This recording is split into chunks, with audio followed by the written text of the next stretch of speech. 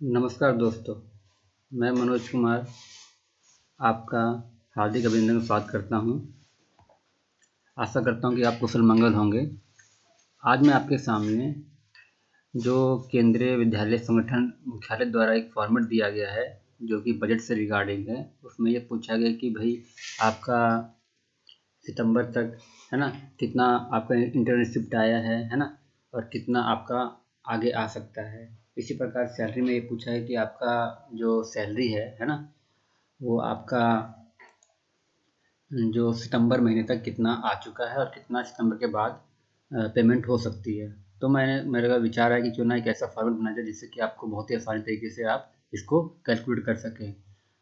इसको बताने से पूर्व, क्योंकि ये जो मैंने कैलकुलेशन बनाया है ये मैंने एक वीडियो डाला था पहले जिसमें स्कूल फंड के बजट के बारे में बताया गया है।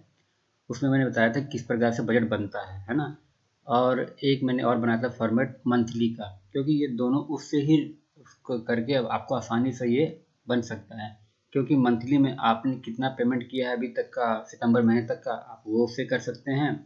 और उसके बाद वाला जो है आप जो मैंने परफॉर्मा बनाया है उसमें के थ्रू आप कर सकते हैं। तो आइए हम शुरू करते हैं, पर एक बार उसको ज़रूर देखिए क्योंकि बिना उसके देखे आप इसको चीज़ को नहीं कर पाएंगे। मैं इसका लिंक इसके डिस्क्रिप्शन बॉक्स में डाल दूंगा ताकि आप वहां से उसको लिंक से देख सकते हैं किस प्रकार ये काम करता है। ठीक है, और इसकी सॉफ्ट कॉपी भी मैं आपको इसके डिस्क्रिप्शन बॉक्स में दे दूंगा ताकि आप आराम से इसे कर सकते हैं। तो देखिए, मैंने इसमें इंस्ट्रक्शन पहले समझा रखा था आपको, आप चाहो तो उसमें वो देख सकते हैं ना। पर सिंपल सा है, जैसे ये लिख रखा है मैंने, इसमें आपको ये बटन यूज करना है, ये बटन यूज करना है ड्रॉप डाउन का, है ना। फिर देखिए इसमें मैंने, हालांकि मैंने भरा था क्योंकि आपको टाइम ज़्यादा लगेगा, क्योंकि मैंने उसमें पहले ऑलरेडी समझा रखा था, इसलिए मैं दोबारा समझाना नहीं चाहता। बस जो चीज़ें मुख्य जो चीज़ें चेंजिंग आई है वो खाली समझाना चाहूँगा। इसमें सेम वही नाम, डेजिग्नेशन, जो पोस्ट है वो आपको डाउनलोड बटन का प्रयोग करना है ना, ये ऑटोमेटिक ले लेगा टोटल। फिर जो सेलेक्ट करना है GPF NPS, है ना।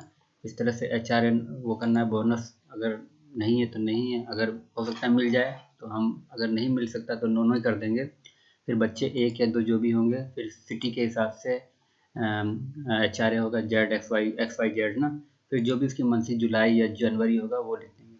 अच्छा, ये जो मैंने स्टाफ की बात जो है, ये स्टाफ लिखेंगे हम अक्टूबर वाला, क्योंकि उन्होंने अक्टूबर तक का पूछा है, इसलिए अक्टूबर वाला स्टाफ हम लिख देंगे, जो कि इससे, क्योंकि इसके आने से ही ये जो आपका फॉर्मेट है, जो टोटल जो है ना ऑन रेगुलर, वो ऑटोमेटिक उससे आएगा। ठीक है, तो आप उससे इसको वहाँ से कर सकते हैं ना। ऐसे तो आप लिख सकते हैं आसानी से, पर क्या है कि एक प्रोसेस चलने तो ज़्यादा अच्छी तरीके से हो पाएगा।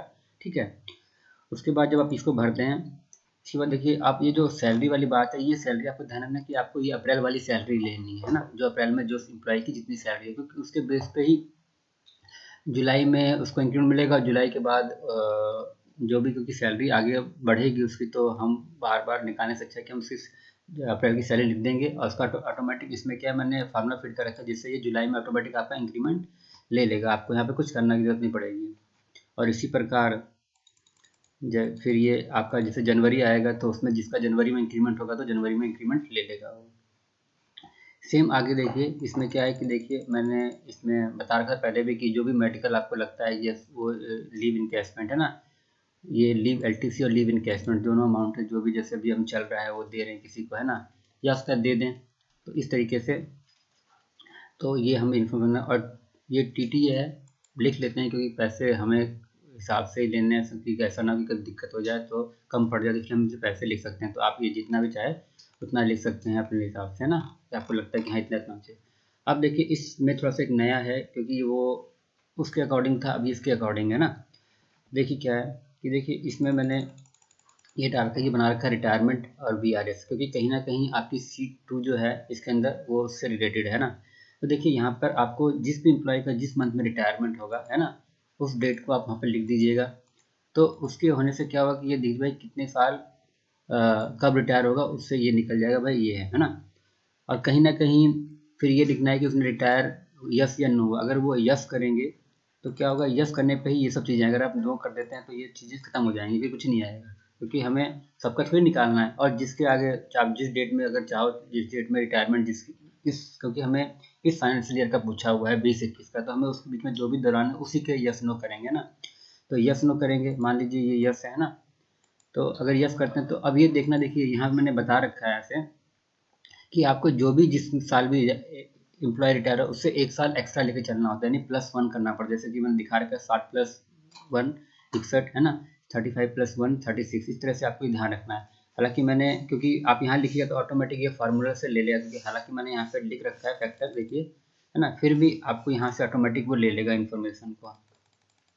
फिर देखिए यहाँ पे मैंने, यहाँ पे हर किसी एम्प्लॉय की जो भी ज्वाइनिंग होगी उसको लिखना है आपको, क्योंकि ज्वाइनिंग के हिसाब से ही तो उसकी रिटायरमेंट की कितनी सर्विस होगी वो निकालेगा, ये आपका ऑटोमेटिक निकल जाएगा, ठीक है। हाँ, आपको यहाँ पे थोड़ी मेहनत करनी पड़ेगी। मेहनत भी कुछ नहीं है, आपको ये देखना है कि भाई 17×34 करना, अगर 6 मंथ से ऊपर हो गया तो अगला एक जोड़ देना, यानी कि 17×34 प्लस में एक 35, ऐसे 23×46, तो ये 5-6 महीने से कम है तो उसको 46 से रहने देना, इस तरीके से आपको करना है। फिर आगे आपको इसमें देखिए HPL, जितना उसके पास HPL है वो लिख सकते हैं, जितना EL है वो लिख सकते हैं। अब ये जो एडमिसिबल HPL, क्योंकि HPL जो होगा वो भाई जो 300 से कम होगा वही लेगा, यानी कि आपका 300 से अधिक ले लेगा, यानी कहीं ना कहीं देखिए मान लीजिए 200 है तो उसकी HPL 100 ही लेगा वो, क्योंकि उसको 300 पूरी करनी पड़ती है, तो कहीं ना कहीं उसको जो अमाउंट मिलेगा वो 200 इसका 50, यानी कि 250 का ही लीव इनकैशमेंट होगा ना उसका। तो इस तरीके से ये ऑटोमेटिक आपका ये फार्मूला लगा हुआ है, जिससे आपको आसानी हो जाएगी।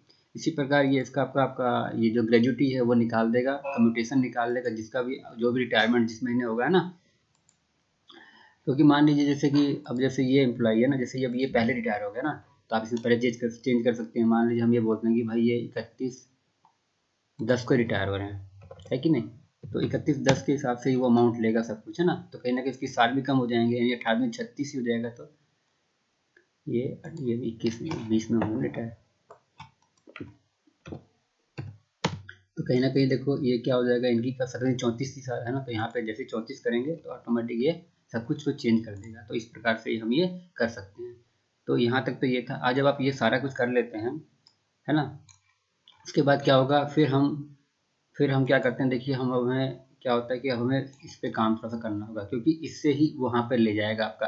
अब जैसे देखिए, हालांकि इसका कोई काम नहीं है, अप्रूव बजट का मैंने से छोटे से कुछ जरूरत नहीं है, तो भरना भी नहीं है आपको। आपको ये देखना है कि एक्चुअल फ्रॉम 1/4/2020 से 30 नौ तक क्या हुआ, क्योंकि यही चीज़ें पूछी गई हैं, है ना। तो देखिए यहाँ पर हम जैसे अगर हमने मंथ, जैसे अब मैंने 2 शीट खोल लेता हूँ, मेरी मंथली की शीट भी है ना। देखिए ये मेरी मंथली की शीट है ना। अब यहाँ पे देखिए मेरे पास जो आया है ना वही चीज़ें उन्होंने पूछा है ना। अब जैसे वो फीस आई है ना, तो देखिए ये मेरी फीस है ना, तो मैंने यहाँ पे क्या किया, यहाँ पे मैंने ये किया और ये फीस को टोटल ले लिया, है ना, ये आ गया। इसी प्रकार ये आपका अदर मिसलेनियस इनकम से कुछ भी आ रखा हो, जैसे देखो ये मेरा ये आ रखा है ना, तो ये अमाउंट है, तो मैंने क्या किया, जो भी मेरा अदर से मिसलेनियस इनकम आ रखी है ना, तो ये किया मैंने। और देख लेते हैं कुछ और तो नहीं आ रखा है, अदर मिसलेनियस ये आ रखा है, बस इसको ऐसे एंटर कर देंगे, ठीक है। इसी प्रकार देखिए और क्या आ रखा है हमारे पास, ये देखिए रिकवरी रिवेन्यू नेचर कुछ नहीं है ना। अभी हमारे पास एक आया है, ये क्या है आपका, वो क्वार्टर का जो हमारा वो आता है लाइसेंस फीस, वो लिख दिया है ना। उसके बाद हमारे पास और कुछ तो नहीं आया, अब हमारे पास ये आया है ना। अब देखिए अब ये इंटरेस्ट ये भी तो हमारी है ना, मिसलेनियस इनकम ही है ना। अब टैक्स तो क्या है, पैसा आता जाता है, इसलिए हम उसको लिखने लिए लिखेंगे, है ना। तो अब हम क्या करेंगे, और ये आपका ODR है, ये भी आना जाना होता है, इसको भी हम नहीं लिखेंगे। तो हम कहीं ना कहीं इंटरेस्ट का पैसा है वो करेंगे। तो देखो अदर मिसलेनियस इनकम में हम क्या करेंगे, यहाँ पे प्लस ये लिख देंगे इंटरेस्ट वाला पैसा, है ना, एंटर। तो देखिए क्या होगा कि ये, क्योंकि हालांकि मैंने आपको वीडियो बना रखा है मंथली किस प्रकार बनती है, आप पूरा मंथली जब बनाइएगा सितंबर तक भरिएगा उसके अंदर, तो ऑटोमेटिक ये जब एनुअल अकाउंट की सीट है इसमें से आपको कॉपी करना है, यानी कि आपको स्टार्टिंग वाले सितंबर से करना नहीं, आपको एनुअल अकाउंट वाले सीट से ही कॉपी करना है। इसका भी मैं शॉर्ट कॉपी आपको दे दूंगा डिस्क्रिप्शन बॉक्स में, जैसे मैंने पहले बताया था आपको। तो देखिए जैसे ही हो जाता है ये हम सारा भरते हैं, ये कुछ नहीं, ये तो हमारा कुछ और है नहीं, अगर है तो आप भर सकते हैं ना। वो भी आपका देखिए यहाँ पर जैसे मिसलेनियस इनकम में देखिए यहाँ पर जाइएगा ना, देखिए यहाँ पर आपको ये आपका जो भी है इन्फॉर्मेशन होगी वो यहाँ से मिल जाएगी, ठीक है। जैसे CGHS है या कुछ भी और होगा, जैसे रिवेन्यू नेचर है, कैपिटल नेचर, अगर यहाँ पे कुछ है तो यहाँ पे ये डाल देंगे, ठीक है। तो ये डालने के बाद आपका देखो जैसे आप ये करते हैं तो आपका देखिए सीट 1 में क्या होता है कि आपकी चीज़ें कई चीज़ें आ जाती है ना, ये ऑटोमेटिक आपका ले लिया है ना, ठीक है, ये मैंने वैकेंसी से बताया, ये हो जाएगा आपका स्कूल का नाम, पहली इंस्ट्रक्शन में भरेगा तो आ जाएगा।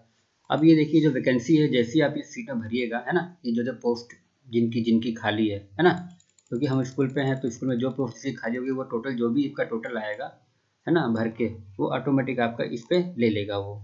अब देखिए ये आ गया।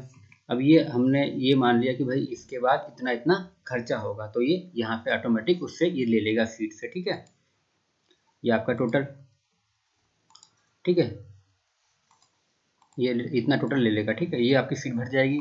अब देखिए ये वाला है ना, ये भी सेम वही चीज़ें हैं। अब देखो, अब यहाँ पे आ गया हमने जो सैलरी पेमेंट, अब पेमेंट वाली बात आ गई यहाँ पे ना, यानी कि कहीं ना कहीं हमें रिक्वायरमेंट चाहिए उसकी, है ना।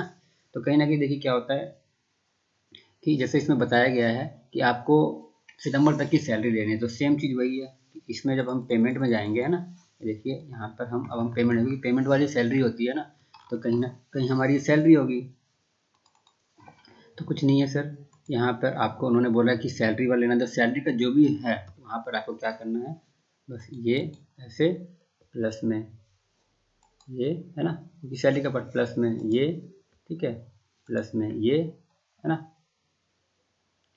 फिर सी ए नहीं करना है, एल टी सी नहीं ऐड करना है ना, आपका सी पी एफ है, फिर प्लस, फिर एन पी एफ, फिर प्लस, है ना, बस आपका यही है ना, कोई ड्रेस अलाउंस, यही पार्ट है, बस यहाँ तक है ना। और अगर कोई एरियर है ना, कोई एरियर है, तो जैसे कि यहाँ पर ये एरियर मान लीजिए, ये एरियर है, तो यहाँ पर ये एंटर कर दें, इस तरीके से आपका ये निकल जाएगा। अब आ गया एक्सपेक्टेड कितना चाहिए, है ना। तो देखिए सर, एक्सपेक्टेड वाला तो मैंने बताया था कि ये तो आपका ये आ गया जो कि आपको आपने दिया है। अब ये एक्सपेक्टेड कह रहे हैं, तो एक्सपेक्टेड के लिए सर सिंपल सा लॉजिक है। देखिए जो मैंने बता रखा है कि आपका, देखिए ये जो है ना, देखिए ये आपका ये चीज़ है ना, ये देखिए मैंने कर रखा है ना, देखिए ये आपका अमाउंट है। देखिए ये जैसे आप करिएगा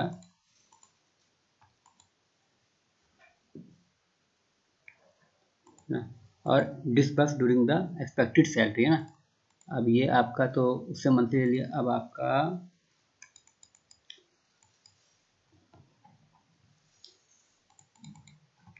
देखिए ये सिंपल सा, देखिए यहाँ पे जाइएगा, है ना, क्योंकि कहीं ना कहीं अपने को इसी का टोटल लेना है ना, है कि नहीं। जो सैलरी है हमारी, ये देखो सीट 3 में, है ना, इसका लेना है ना। तो हम देखो ये जो हमारे पे के हेडिंग है ना सारे, देखिए ये प्लस में ये, है ना, प्लस में एच आर ए, प्लस में टी पी टी, प्लस में बोनस तो नहीं है, और सी पी एफ का और एन पी एस का, है ना,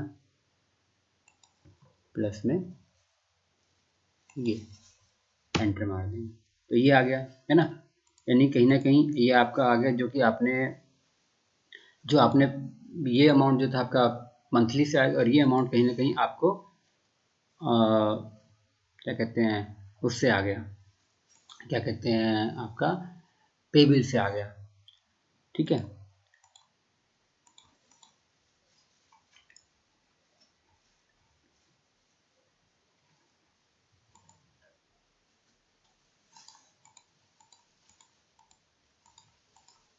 और अब कहीं ना कहीं आपको ये लग रहा हो कि भाई ये अमाउंट ज़्यादा, ये अमाउंट कम कैसे, क्योंकि कहीं ना कहीं यहाँ तक हमने 7 सैलरी दी है ना।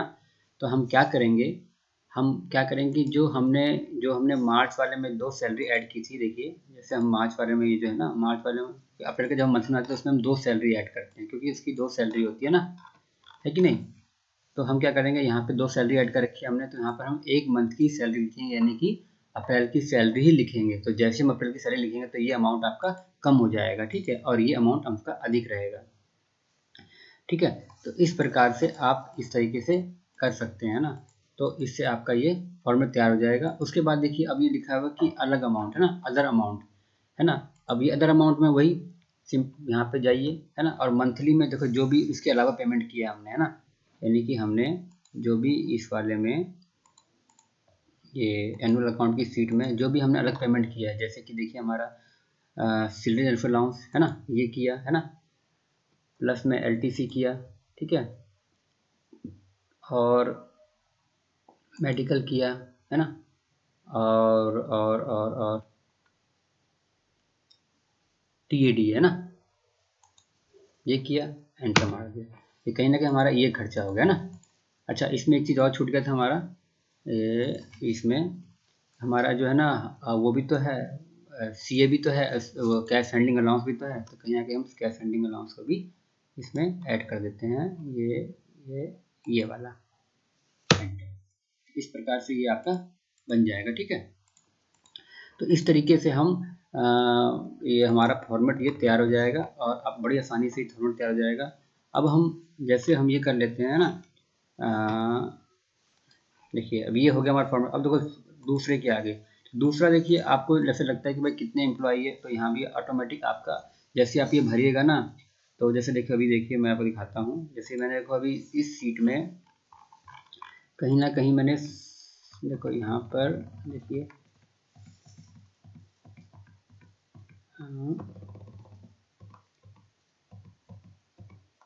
देखिए यहाँ पे जितने एम्प्लॉय के देखिए अभी मैंने एक्चुअली क्या है कि यहाँ पे ना देखो कितने सीटें बन रखा है। यहाँ मैंने 6 लोगों का भर रखा है ना, यानी कहीं ना कहीं आपका ये 6 और ये 7 लोगों का भर रखा है ना अभी मैंने, इसलिए वो यहाँ पे 7 दिखा रहा है। जैसे ही मैं इसको हटा देता हूँ, है ना, क्योंकि यहाँ पे कोई नहीं है ना, यहाँ पे मैं मान करता हूँ एक ही बंदे का, जैसे आप एक करेंगे तो ये ऑटोमेटिक आपका सीट 2 में वो 1 ले लेगा। ठीक है, ठीक है।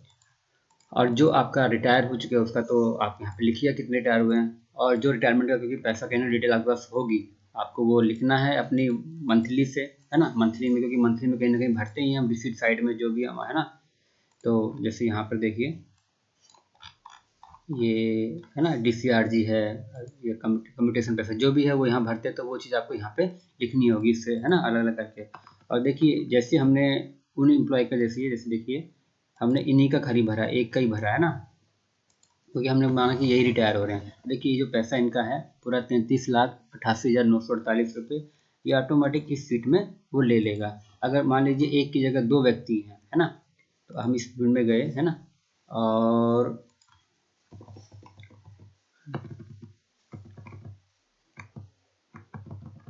देखिए यहाँ पे मान लीजिए हम ये 55 साल में रिटायर हो गए, तो जैसे ये लिखते हैं तो देखिए क्या होता है कि अब ये भी आ गया अमाउंट, है ना, और ये देखिए इनका भी यस हो गया, ये भी रिटायर हो गया ना।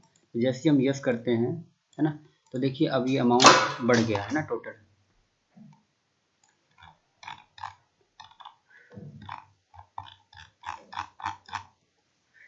कहीं ना कहीं ये अमाउंट का देखिए देखो ये बढ़ गया, यानी कि अब 2 एम्प्लॉय रिटायर हो रहे हैं, तो उसके हिसाब से क्या है कि यहाँ पर अमाउंट चेंज हो जाएगा। इस प्रकार से ये अमाउंट चेंज जाएगा। अब देखिए जनरल एक्सपेंस, अब ये आपको जो भी आपके कहीं ना कहीं आपके ट्रेनिंग वनिंग में खर्चा आएगा वो भी आपके मंथली से ही हो जाएगा, कुछ ऐसे कुछ खर्चा है। और आपको जो लगता है कि क्या क्या खर्चा हो सकता है वो आपको यहाँ पर भरना होगा, है ना, तो वो आप आसानी से भर सकते हैं, क्योंकि मेन इसमें चीज़ है कैलकुलेशन जो कि सैलरी से रिलेटेड है, तो वो आपका बड़ी आसानी से हो जाएगा। तो आशा करता हूँ कि ये वीडियो आपको अच्छा लगा होगा तो अपने दोस्तों को ज़रूर शेयर कीजिएगा ताकि उन्हें भी इसका फ़ायदा मिल सके। धन्यवाद।